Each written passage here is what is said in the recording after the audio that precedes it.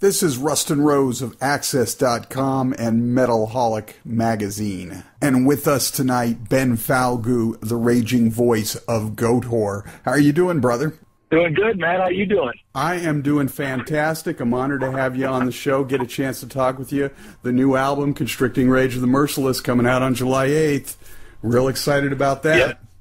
So Yeah. It should be some good times, man. Absolutely. Now, I want to talk about the new album. Obviously, that's what we're here for. Before we get to the new album, you guys just finished up Metal Alliance with Behemoth. Seems like a great tour to get back on the road with. How'd that go? Well, that was amazing, man. It was an amazing tour. It's just all the bands that were involved and everything, and the way everything was laid out with that package.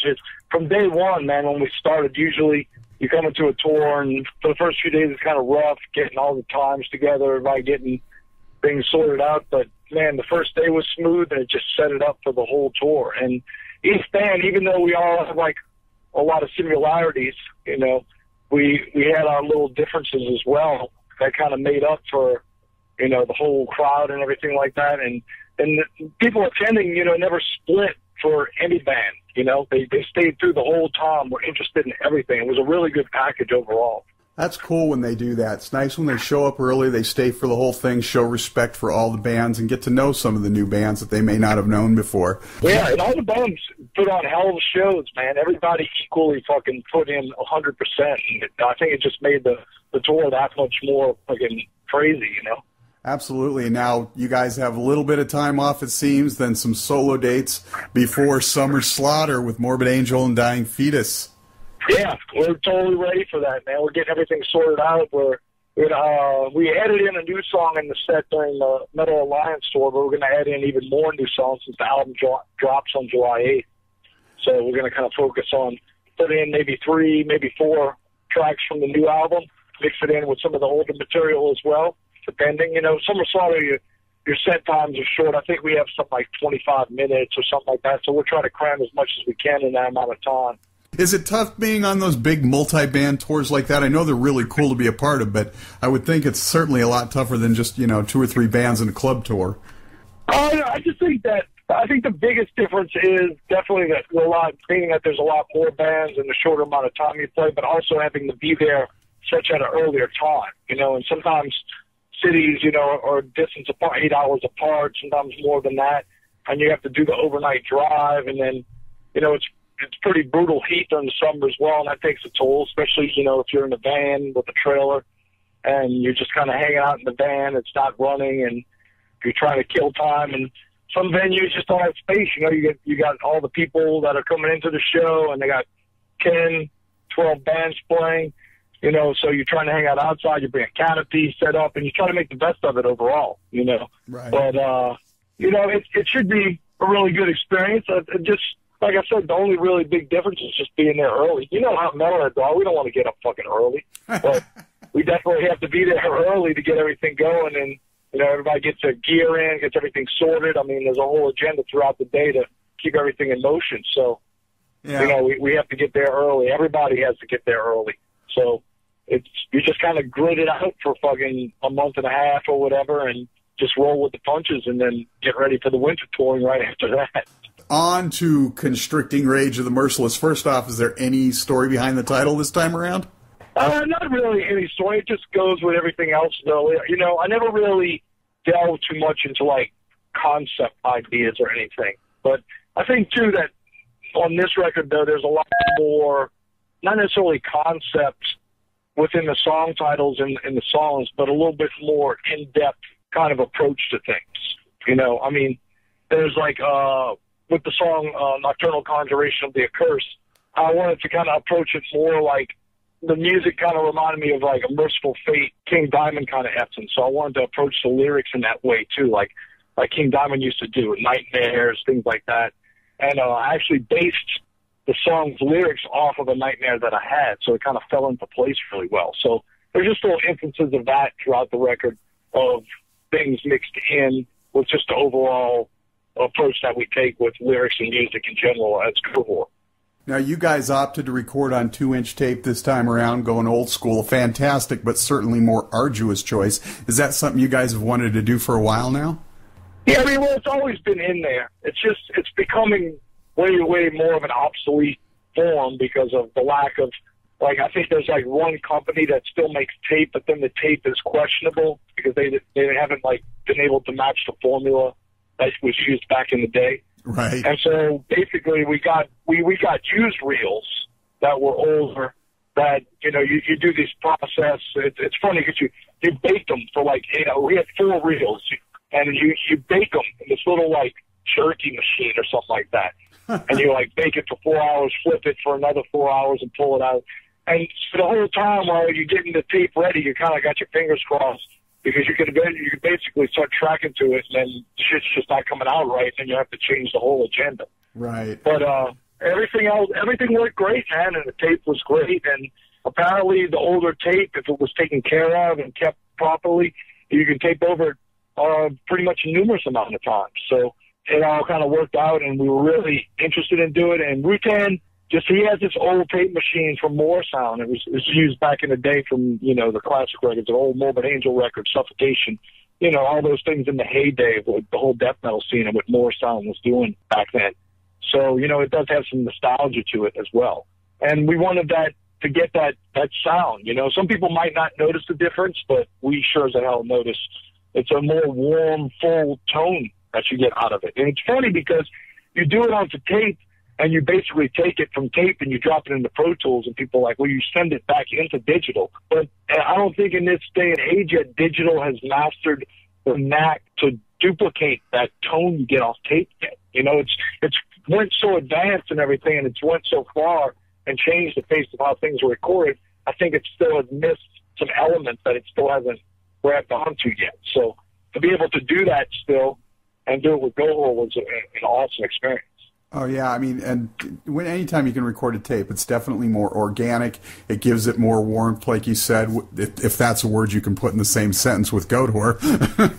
But so yeah, well, you know, too, we've always been looking for a more, like, you want to be able to hear things in what we do, but we still want that grit as well. And right. And tape can give you that as well. It can give you that rawness, where sometimes digital cleans and polishes things up a little bit more, you know, depending on the engineer, of course, and the band and things like that. But, you know, we wanted to do it and see how it would come out for us, you know, and hopefully, who knows, we might be able to do the next record on it, depending on, you know, as the years pass, if the tapes are still good, and if everything works out really well, and if Rutan's really interested in doing it again. Now, you just got to keep that tape stocked up and ready to roll. So, now, yeah. Blood for the Master, the last album, seemed a little more, I don't know, caustic and aggressive to me, where Constricting Rage of the Merciless feels even darker than the usual, you know, it's bordering on barely contained psychosis. You guys always seem to evolve a little with each album. How do you mark that evolution on this album, or how would you describe the new record from your perspective? You know, it's like, to me, with Goatwhore, it's always been just this natural progression. We never made any, like, we don't do any drastic changes or jumps in what we do. It's really very small and things like that. And I think it's more based on just our influences, our interests, and as we grow and mature as a band as well. As Sammy and Zach grow together and how they work out music and how James's, you know, element adds to that, and then how I step in and add over lyrics and everything like that. I think all of that is the growth and the whole advancing of the band in general. You know, it's like, I like to look back at all the records, and I don't shun any of my past records. Some bands look back and they're like, oh, we were younger, that was stupid, it was, you know, we don't really play anything from any of that anymore. But I look back and I'm like, I like to look at the growth of it. I like to see how I evolved as a vocalist, how Sammy evolved more as a guitarist, you know, and things he's come up with, how he approaches songwriting. And I like to see, you know, ever since Zach's been into Haunt and Curse, how Sammy and Zach's relationship expanded and the way they work together and everything and build songs. So there's all those little elements, but even within a song, there's so many elements, as in, like, emotion-wise for each member, because it goes through a phase of going from Sammy, you know, writing a riff and bringing it to the table, and then Zach stepping in and putting his element over it, and then James stepping in and filling it in with the bass, and then I'm stepping in. With all those different points, you have different emotions and different influences that go along with it. You know, we have influences that are direct and indirect. that go on. So that's all in the involvement in the process of writing the song, putting all the songs together for the whole album and the whole piece in general. Right, and this is the second album with the same full lineup. Did that have any impact on this record? Yeah, I definitely think it helps because as you go along, you have members that they're accustomed with each other. They know things, and also their influences start to bleed off on each other.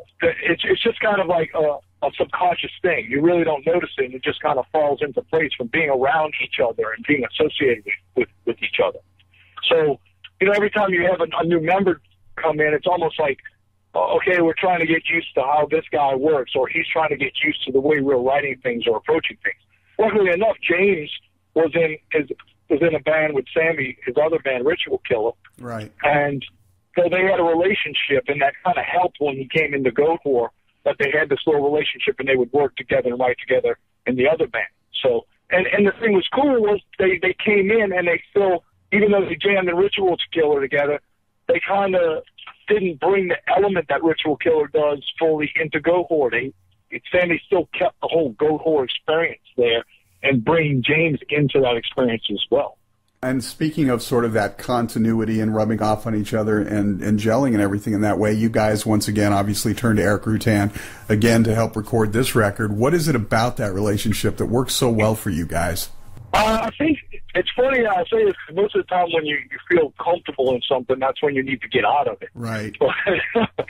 But it's just a comfortable experience, and I think we all, we always joke around about how Rutan's like the secret fifth member of Goatwhore.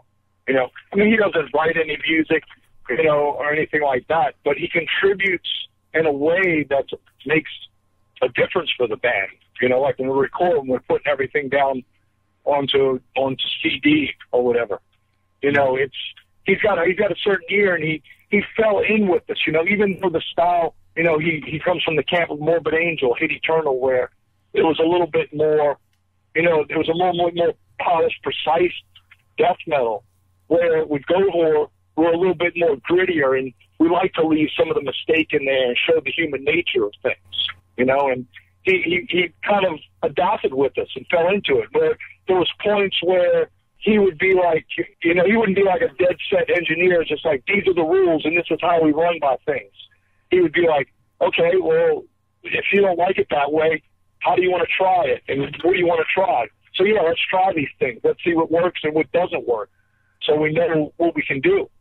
And so he'd be open to that. And so that relationship was better. So each time we went back each time for each record, as a musician, you do a record and you're like, I like this, but, you're nitpicky and there's certain things you like and you don't like. And you're like, next time I want to focus on this a little more. Right. And so when you go in, you bring up all these, so you write little notes, and each member's like, yeah, I want to focus better on this, or I want the drums to sound like this a little more, or I want the guitars to have this kind of attack in it a little more, or I want the vocals to be like this. Like, for an example is, he has a mic that we always use for vocals, and I was just interested to see what other mics would sound like. And he was funny. He was like, dude, I'm telling you, this mic is the best for your voice. It brings you out so much.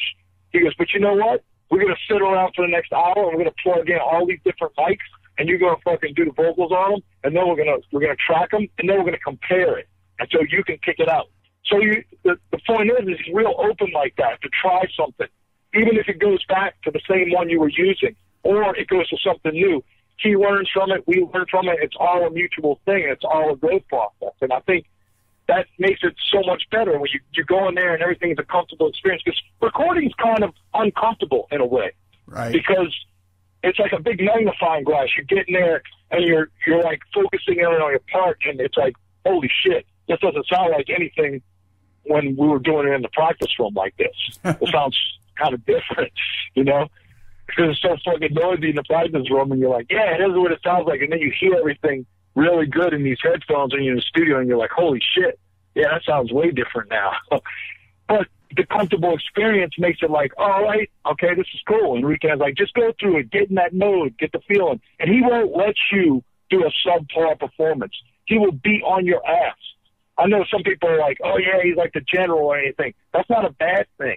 He just wants to make sure you put out the best performance you can at that moment to have everything right there on the table, And it's not. We don't have to be precise because human element there is small mistakes there, but he definitely makes you fucking bust your ass, which is a good thing. Absolutely, he brings out the best in you, and that's what it's all about. Now, we don't have time, obviously, to talk about all the tracks on the album, but I'd love to cover 2 or 3. My current favorite is Bearing Teeth for Revolt, which we just heard, and which really speaks to your more traditional metal side, I believe. Oh, yeah, definitely. I mean, that song is stemmed from, early classic metal like fucking Judas Priest, Accept, Little Motorhead, things like that. It's basically, in the Priest era, they basically took rock and roll and made it into metal. They formed it into that fashion, and that's... Bearing Teeth is totally that element. That's our roots of traditional classic metal right there. Right. Now, do you guys get tired of people trying to jam you into that black and death metal label? It is what it is. Everybody's going to label something, everybody's going to pinpoint things. I don't like to be fully painted into the black metal corner because we do have a lot of other aspects that we are involved in. Yes, when we first started, I think black metal was a higher influence in what we do. But I think as we progressed, our other influences started to come out even more. Our death metal influences, our thrash metal influences, even like some old, like crusty hardcore punk kind of influences, things like that. So, I mean, we've always been deep rooted in the traditional black metal, like Celtic Frost, Venom, Bathory, but we even grew up listening to things like Emperor and Dark Throne. But we've always went back to the more older traditional style of things. And I think that, sometimes when you pinpoint and stick a band in one genre within extreme metal, it pushes people away sometimes. Sometimes there's a death metal kid, he's solely into death metal. And then if you say, hey, I have this band I'm listening to, and he's like, well, what kind of style is it? And the person goes, oh, well, I kind of like black metal. And he's like, oh, no, I don't like black metal. I just like death metal. But the thing is that we do have death metal elements, so it's like it puts us away sometimes. And sometimes it can be a little difficult to juggle us because people do separate themselves into all these subgenres sometimes in a social kind of standing. So, when people ask me, I just kind of say we're pretty much extreme metal. We kind of cover the bases across the board with everything. Now, getting back to the songs, I sidetracked us. Cold Earth Consumed in Dying Flesh is pretty intense. What's the backstory on that one? That was actually approached. We were probably actually 3/4 away, probably into the writing process. And I'd been heavily listening to some older death metal that I grew up on, like old Bolt Thrower, like War Master, Realm of Chaos. Also listening to newer bands that kind of do really well with that style, like Hail of Bullets, Ballanfire. Things like that. And so I approached Sammy. I was like, hey, I think it'd be cool if we did something that had it started off and it extended out in a slow, really fucking leveling riff, like a bulldozer coming through. And then at one point it does a shift, but it doesn't speed like a blast. It just gets more upbeat. And then that finishes out the song. And he was like, interesting. He goes, I'll see what I can kind of throw together. And, he threw around some riffs, and we started throwing around ideas with it and following it up. And it just built. And like, every song, too, we have, like, a working title when we're putting it together. And for that song, I think we had called it, like, Valley of Bone or something like that. And Sammy was saying, like, once we started, like, getting the basic skeleton of the song together, he's like, it reminds me of, like, the aftermath of Armageddon. And I was like, that's unique. I'm going to build a title and lyrics based on that, based on the aftermath of like this quote unquote Armageddon. Right. And then that's basically how the whole song pretty much fell into place. And I really, vocally too, I attacked it in different ways. I started using more of a guttural voice for it because of the whole like older death metal kind of influence and thing like that. And I mean, back when I was younger, I was in a band. It was just an all death metal kind of Cookie Monster band. And I used to do it a lot. And I was like, wow, I really like to get back into this a little bit more. So, everything kind of fell into place with it, and the outcome was really great. As far as the drummer goes, it helps the drummer kind of chill out within a set because that whole first part runs on like 3 minutes or so, and it's fairly slow, and right. You can get a little breather in there, and then you can just kick back in and take off after that. And of course, the fun one, if I mispronounce it, forgive me, Schadenfreude. I know what it means, but I just thought it was great that you guys did that song. Why don't you share a little bit about that one with us? Oh yeah, I mean that's another one. It's like the title came in before the lyrics, and then we just built the lyrics around that title. Kind of like in our own little way, our own little ideas laid out to it. In the representation, because the title can expand to anything, because it says it's like the pleasure to ride of one's fallings or failings or anything like that. I mean, it could be to the point of a kid standing on a corner of a street and there's a kid on a bike and he falls down and the kid laughs. That's a small example of it, all the way up to, something severely miserable. Of course, we took the more severely miserable approach as far as the lyrics go and everything like that, right, and kind of blended it more within, the kind of dark arts kind of theme within it as well. Speaking of intense, pretty intense album artwork, some of my favorite that you guys have had. I'm assuming that was Jordan Barlow again? Oh, yes, definitely Jordan Barlow. He's really great at, you can give him these ideas and everything you were thinking about, and he comes to you with, he'll show you, a pen sketch, a pencil sketch of it first. And you're like, dude, it's dead on. It's dead on what we were talking about. Ever since we did, the Blood for the Master layout with him, and then we went and did this record with him, it was just we threw the ideas out there and everything would just roll out. He's really good at just capturing all the things. I mean, I scribble some little stick figures and shit on a page because I'm not good like that, but I have a lot of ideas and everything. And he really likes it. He's always like, I like taking your ideas and putting them to, actual visual aspects. And, so me and Sammy and him will sit down and we'll throw all these ideas together. He'll kind of jot some things down. We'll leave him alone for a couple of weeks, and then he'll say, all right, I have a pencil sketch. How's this look? And we're like, it's perfect. Move with it. Do the pen and ink to it. And then, we'll call it a day and move from that point. But he definitely captures every kind of imagination or idea we had in our heads visually. And it turned out so well. So a couple more questions before we get out of here so you can get on with your evening. I always like sort of getting that little idea of how you sort of became who you are in terms of your music. So give us 3 albums that changed your life, that sort of set the path for Ben Falgoust. Let's see. I have to say Dark Angel, Darkness Descends.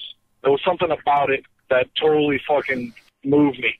It was aggressive. I mean, I don't want to be a typical, Slayer. I mean, we all love Slayer. We all love the Rain and Blood record, things like that. But there was something, too, about the Dark Angel, Darkness Descends record that was reminiscent of, Rain and Blood, but more of an underground level and more of a grittier, dirtier kind of way. Right. And then Napalm Death, From Enslavement to Obliteration, had a huge impact on me because I was always on a quest for bands that were fast. I mean, I like the rock and roll, I like the old metal, but I had this, interest of speed, starting from speed metal onward from there. And I remember being in a record store, and I stumbled upon that record, and it was in a clear sealed plastic. And on the plastic, it was written in marker, fastest band in the world, with a question mark on the back of it. And this was around, when it came out. And I was like, interesting. So I just picked it up, bought it, went home. I remember the first song coming on, and on that record, the first song was really slow, drawn out. But then after that, every song is just take off speed. I mean, that was grindcore. That's the gateway of grindcore right there. And it was like, holy shit, that record totally fucking moved me. And I was just like, I'll always still go back from Enslavement to Obliteration by then. I mean, Napalm Death put out numerous phenomenal records. But that record was just the one thing that caught me at first out of nowhere, and it caught me off guard completely. I mean, there was other bands like Cryptic Slaughter I was really into, and they were fairly fast-paced as well. But there was something just about Napalm Death that was just like, holy shit. And then, this is hard, I'll probably like Celtic Frost, Morbid Tales, for sure. I know that would be obvious, definitely within, you can hear the Celtic Frost influence in pretty much everything that we do. Right. But I remember buying it on tape as a kid. They had a store called the Record Bar when I was a kid, and they had a whole section that was metal. And when I was younger, you didn't have the internet or anything, you just kind of looked through all the tapes, and you would just randomly pick things, depending on what the picture on the cover was or something, and you took a risk. you know, save some lunch money from school, and I would go there, and I would take a risk. Sometimes I pulled an awesome tape, sometimes I pulled shit, and I was like, oh, no, trash this fucking thing. I just wasted my fucking whole week's lunch money on this. But, you know, I pulled that Morbid Tales one time, and I got home and I listened to it, and it was just like, wow, this was fucking amazing, you know? And I still think to this day that band never got recognized enough for not only those records like Morbid Tales to Megatherion, Into the Pandemonium, but the fact, too, that they influenced so many bands down along on the way later on in different genres. Like, they influenced Obituary greatly. They influenced, you know, like Paradise Lost, My Dying Bride. They influenced different variations because of the different things that they did and the different approaches that they took. Right. So, you know, I think they were a huge catalyst for things within the scene. And I think they don't get a lot of credit for that as well. All right, so last question before we get out of here, the pointless question of the week. What was your first or your favorite tattoo, and what's the story behind it? Okay, so I waited till I was 21 to get my first tattoo. I don't know. My dad was pretty fucking, you know, pretty harsh discipline about us when we were growing up, you know? Mm-hmm. And I had to get it somewhere where he wouldn't see it. So the first one I ever got was on my back, and it was huge. It was this big round piece of like a dragon thing. It had like a head of a lion and wings, and it had these claws like of a dragon and everything. And so I picked that out. I got it out of a comic book or something. It was really small, and I blew it up. And I wanted to get it really small at first, and then the tattoo guy was like, no, we got to go big. So it's like a garbage can lid, you know, size on my back. And I remember going in and, you know, numerous sittings, you know, probably like a total of like 20-something hours. And that was the first one I ever got. And I remember trying to, like, I always made sure I had my shirt on. And then eventually I got more tattoos, but I still got them out of the range of being seen. And I remember one evening I was at home and I was shaving and I was wiping my face with my shirt and I had got one across my stomach. And my dad walked into the bathroom and he was like, what the hell is that? And I was like, what? And I like dropped my shirt really quick. And then he was like, come in the den. And he goes, take your shirt off. And then it like unveiled that I had all this other stuff. And I was just like, yeah, you know, I waited till I was 21 and I just did it, whatever. And I was really surprised because we grew up and he was really, really strict. But he was just like, well, whatever, it's your body. You're stuck with it now. That's what he basically said.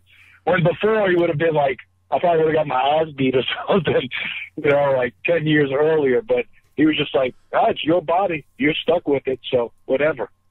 Nice. But that was the first one. I just went all out with a huge circle piece in the middle of my back. And then I built around that after that. Awesome. Ben Falgoust of Goatwhore. The new album is coming out on July 8th, Constricting Rage of the Merciless, Metal Blade Records. Catch the band on tour. That's going to be a huge tour, that Summer Slaughter tour. Thanks so much for taking the time, brother. I really appreciate it. No problem. Thank you. I appreciate it as well. Absolutely. Which song from the album should we play on the way out? Ooh, let's see. Well, since we kind of covered a little bit, and it's interesting and it's different, you know, compared to everything else that's been kind of put out there, be it internet and streaming, all we do, Nocturnal Conjuration of the Accursed. You got it. Ben Falgoust, Goatwhore. Take it easy, and we'll see you on the road.